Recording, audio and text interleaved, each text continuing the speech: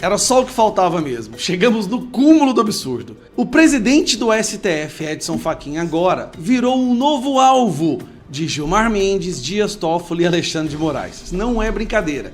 E o que foi que o Fachin fez que deixou a turminha do Master tão revoltada? O Fachin fez uma fala curta, sem volta mesmo, tá? Esquece, arruma as malas e vai embora. O Brasil vai virar uma ditadura do judiciário da mais consolidada que o mundo já viu. E aí, meus caros, ou a gente resolve o Senado com impeachment, o Ministério Público com investigação e prisão de ministros, ou nós não vamos conseguir seguir adiante com o Supremo, que está debaixo de uma desconfiança extrema como essa.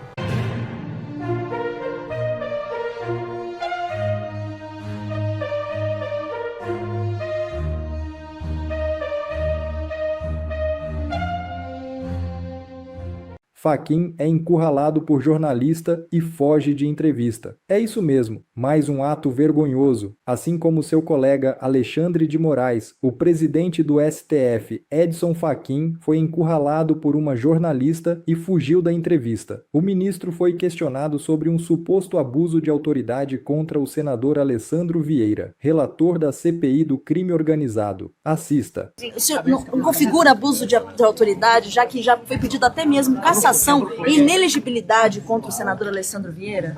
Eu desejo a vocês um bom trabalho, uma boa manhã. Fachin, o fujão. Um senhor dessa idade e nesse cargo fugir de jornalista é vergonhoso. E só pode ser piada acreditar que alguém assim será capaz de trazer ética a uma corte indecente. Parabéns à repórter por encurralar o fujão. Carmen Lúcia diz que crise de confiabilidade no judiciário é grave. É isso mesmo. A ministra Carmen Lúcia, do Supremo Tribunal Federal, disse que a crise de confiabilidade no judiciário é grave e precisa ser reconhecida. Ela participou de uma palestra a alunos de direito da Fundação Getúlio Vargas, no Rio de Janeiro, e disse: a crise de confiabilidade é séria, grave e precisa de ser reconhecida, e não apenas por nós, juízes e juízas. Queremos que os jovens queiram ser juízes. Não é porque é fácil, não é? É muito difícil. Tive mais momentos de alegria como advogada do que 20 anos como juíza. Nesta semana, a tentativa do senador Alessandro Vieira de indiciar os ministros Gilmar Mendes, Alexandre de Moraes e Dias Toffoli na CPI do crime organizado ampliou a crise interna na corte, que já estava abalada pelas investigações envolvendo o Banco Master. Era só o que faltava mesmo. Chegamos no cúmulo do absurdo. O presidente do STF, Edson Fachin, agora virou um novo alvo de Gilmar Mendes, Dias Toffoli e Alexandre de Moraes. Não é brincadeira. E o que foi que o Fachin fez que deixou a turminha do Master tão revoltada? A turminha do inquérito das fake news, das prisões ilegais, a turminha que salvou a democracia. O que foi que o Fachin fez de tão absurdo que deixou essa turminha tão revoltada? Isso aqui, ó. Durante uma palestra, o Fachin fez uma fala curta que eu vou mostrar para vocês. Isso aqui foi o bastante para torná-lo o novo alvo da turminha da turminha da democracia, que a gente pode chamar, né? Quando falamos em crises, é fundamental reconhecer que efetivamente nós estamos imersos em relação à atuação do judiciário, uma crise que precisa ser enfrentada. E enfrentada com olhos de ver e ouvidos de ouvir, sob pena de repetirmos para problemas novos soluções velhas que significam simplesmente relegar os problemas sem resolvê-los. Então, dois trechos. Esse é um. Outro trecho, ele fala que não pode obstruir CPIs, né, que juízes não podem, que o CPI é legítimo do parlamento, que deve investigar. Quem tem medo não deve. Rapaz, essa fala, quem tem medo não deve, pegou muito mal, deixou muita gente revoltada. E aí, vamos para a próxima parte. Olha o que o jornalista fala. Aqui assumiu a presidência do Supremo, ele era uma pessoa extremamente reservada, mais quieta.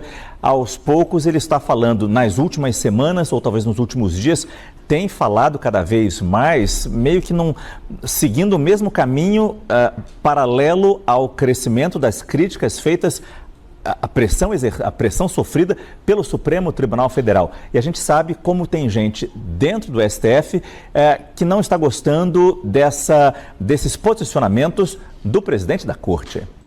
Tem gente no STF que não está gostando que o presidente do STF quer criar um código de conduta, está revoltado com os escândalos de corrupção de ministros do STF e está falando abertamente que a nossa Suprema Corte precisa voltar à caixinha e voltar a respeitar a Constituição. Aí tem ministro que está revoltado com isso. É isso, Márcio. Nesse evento no qual o presidente do Supremo Tribunal Federal, Edson Fachin, participou hoje em São Paulo, ele voltou a fazer críticas ao próprio judiciário, defendendo que há sim uma crise, inclusive de imagem, né? Admitindo isso e defendendo uma autocontenção. A gente lembra aqui, Márcio, que o ministro Edson Fachin quer implementar um código de ética, um código de conduta, justamente para delimitar a atuação ali, colocar algum freio na atuação dos ministros. Ela tem medo de falar o nome, tá? Ela ia falar e depois percebeu que tem que recuar, porque senão a Polícia Federal vai buscar ela também. Inclusive de familiares. Esse código de ética vai ser ali trabalhado pela ministra Carmen Lúcia, que foi escolhida para ficar à frente deste projeto, dessa empreitada defendida por Edson Fachin. A questão, Márcio, você lembrou muito bem, ele sempre foi muito mais discreto. Agora, como presidente da Corte, ele tem falado publicamente. E essas falas dele têm incomodado muito os seus colegas do Supremo Tribunal Federal, que veem nessas falas de Edson Fachin, na verdade, um aumento do desgaste da própria Corte.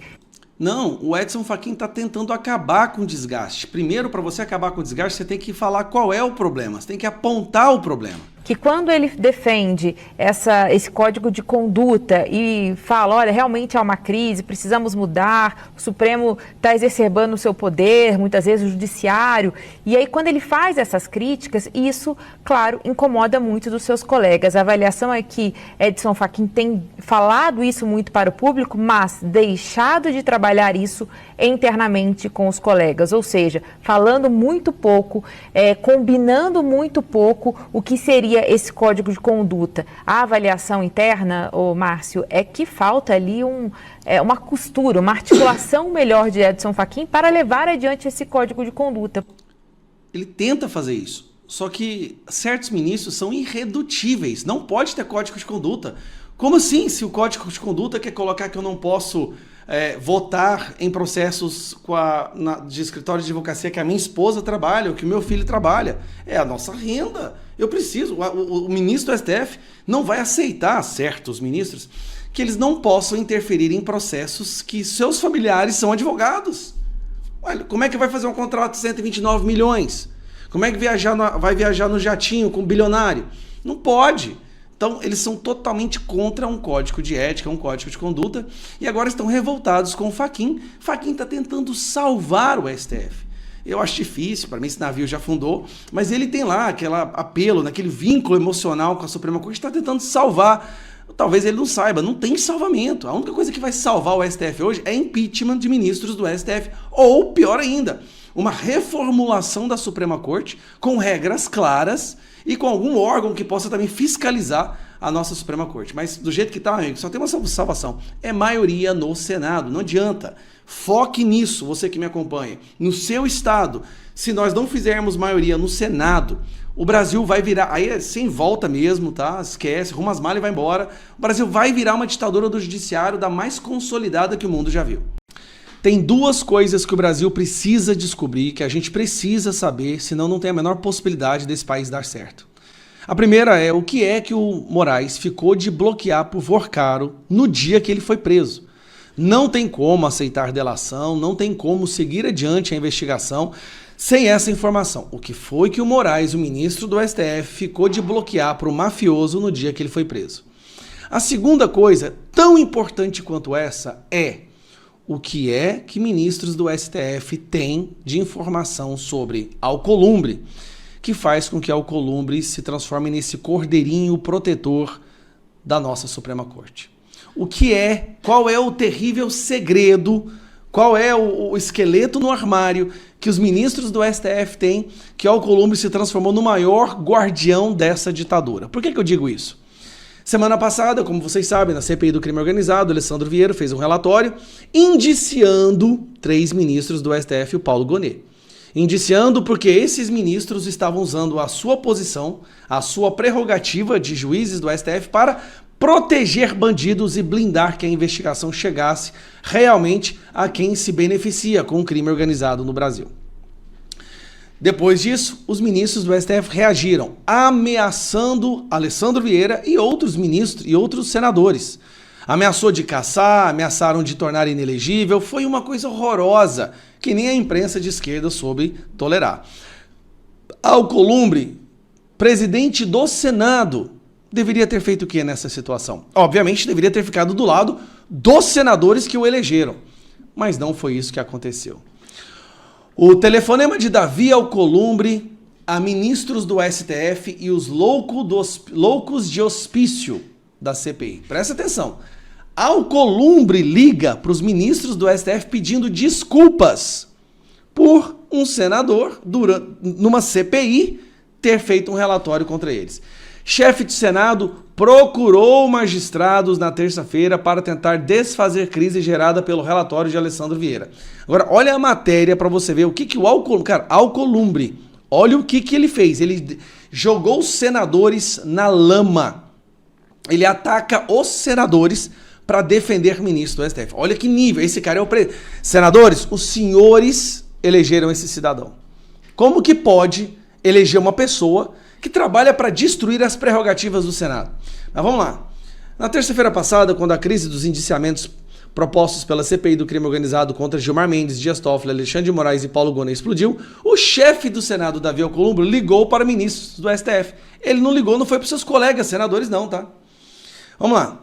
A conversa foi para acalmar os ânimos, naquele momento, bastante inflamados no Supremo. Alcolumbre disse aos interlocutores que não tinha como controlar loucos de hospício na CPI. Os senadores fazem uma investigação, o presidente dessa CPI é do PT, que é o conta-rato, o relator é do MDB, da base do governo, e a conclusão é que eles são os doidos, loucos de hospício. O relatório da comissão foi elaborado pelo senador Alessandro Vieira e detonou uma crise entre o Senado e o Supremo, como se essa crise já não existisse, né? Com ameaças públicas de retaliação dos magistrados e um pedido de abertura de investigação enviado à PGR contra o senador. Nesse caso, que era o caso do Alcolumbre, se teve uma situação onde Alcolumbre deveria ter ficado do lado do Senado, não. Incrível. E aí que tá. Por quê? Por que Alcolumbre age dessa forma para proteger uma corte que é rejeitada por 66% da população? Que até mesmo a esquerda na imprensa já reconhece que eles são a ameaça à nossa democracia. Por exemplo, tá aqui, ó, Merval Pereira, do Globo, escreveu: agora já não é mais um governo autoritário que ameaça o Supremo, é o Supremo que ameaça a democracia. E no meio disso tudo está o nosso querido Alcolumbre defendendo a ameaça à democracia. Cara, eu sinceramente, por isso que a gente precisa de fazer a maioria no Senado. O primeiro passo da maioria do Senado é presidência. Com a maioria no Senado, a gente elege um presidente do Senado. E o novo presidente do Senado é uma pessoa compromissada com a democracia, a Constituição, o devido processo legal e proteção ao Congresso, que hoje é ameaçado constantemente por recebedores de dinheiro de mafioso. Eu não vou usar mais ministro. É impressionante como hoje quem manda no Brasil é quem mais recebeu dinheiro dos mafiosos e do mafioso Daniel Vorcaro.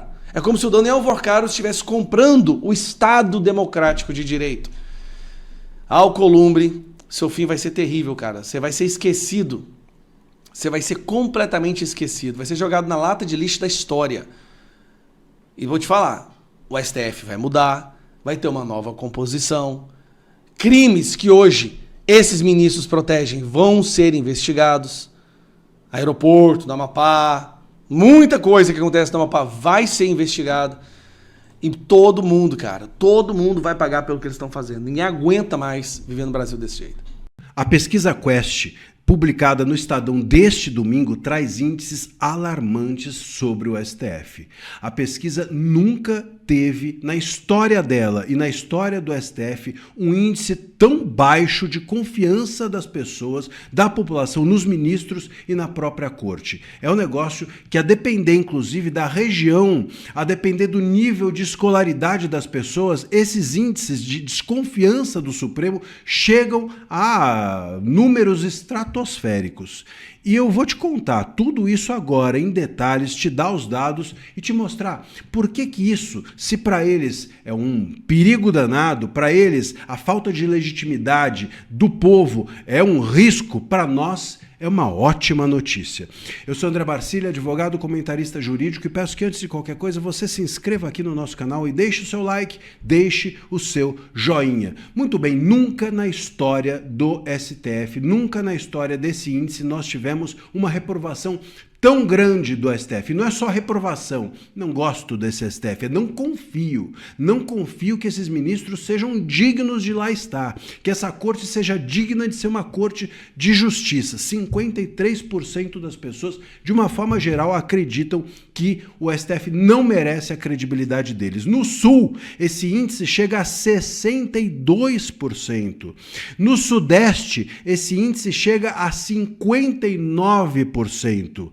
E entre os que recebem mais de 5 salários mínimos, a desconfiança ultrapassa 60%. Entre os brasileiros que têm renda menor que 2 salários mínimos e vivem em outras regiões, a confiança diminui, a confiança aumenta, mas ainda assim aumenta pouco. O índice fica em 45% no máximo de confiança em relação aos ministros e ao STF. A pesquisa feita agora em abril, claro, reflete o caso Master. E aí, meus caros, eu preciso dizer a vocês que nós temos uma questão aqui interessante. Porque se por um lado eles estão desesperados com um índice como esse, porque o STF não vive de votos, o STF não vive das urnas, né? Ele não tem a legitimidade do voto popular. Então a única coisa que faz o STF ter legitimidade é a confiança das pessoas de que o STF é útil e de que os ministros são sérios.